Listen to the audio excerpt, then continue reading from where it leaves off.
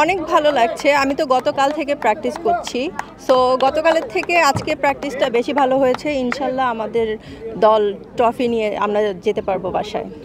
না, ছোটোবেলা থেকে করা হয়নি, বাট ছোট থেকে তো সবসময় সবাই একটু একটু খেলে। বাট আমরা 2 দিন যে প্র্যাকটিসটা করেছি বা আমাদের টিমে যারা আছে তারা সবাই খুব ভালো খেলছে। সো আমরা আশাবাদী আমাদের টিম জিতবে ইনশাল্লাহ।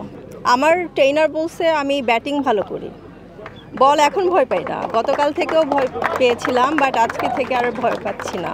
আচ্ছা, ওয়ালটন আবারও মিলিনিয়ার অফারে ওয়ালটন ফ্রিজ কিনে আপনিও হয়ে যেতে পারেন মিলিয়নিয়ার। মিলিনিয়ার ছড়াছড়ি দেশ জুড়ে, এটা শুধু ওয়ালটনই পারে। অবশ্যই আছে, এখন ফিল্ডে নামি তারপর দেখা যাবে কি হয়, এটা তো বলা যাচ্ছে না। যখন ম্যাচ খেলবো তখন বোঝা যাবে যে কি করি, আমাদের টিম মানে কত দূর আমরা আশাবাদী নাকি সেটা তো বোঝা যাবে। একটু পরে আমাদের খেলা শুরু হবে, সো দেখা যাক। আসলে আমি 3টার দিকে এসেছি, আমি আর হচ্ছে আমরা 3-4 জন আগেই প্র্যাকটিস করা হয়ে গিয়েছে, আর ওরা হচ্ছে পরে এসে পরে প্র্যাকটিস করেছে। সো এই জন্য আপনারা দেখতে পারেননি, আপনারা পরে আসছেন। So that's why. অভিনয় ক্রিকেট ইজি। কোনটা এনজয় বেশি করছেন এখন? ক্রিকেট অনেক এনজয় করছি, এর আগে কখনো এইভাবে খেলা হয়নি, সো ভালো লাগছে। না এমন কিছু নাই, বাট যারা করছে তারা খেলুক, আমি অভিনয় নিয়েই থাকতে চাই।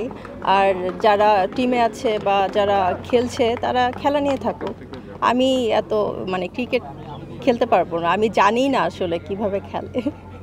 আচ্ছা, আমি আসলে খেলা দেখি না, সাকিবকে আমি চিনি হচ্ছে বিজ্ঞাপন দেখে। সো আমি খেলার প্রতি আমার কোনো আইডিয়া নেই। ক্রিকেট খেলা ছোটোবেলায় বাসায় খেলা হতো, বা ছোট বাচ্চাদের যখন আমি ছোট ছিলাম তখন আমরা ফ্রেন্ডরা মিলে খেলতাম, বাট এইভাবে খেলা হয়নি, বড় হওয়ার পরে খেলা হয়নি।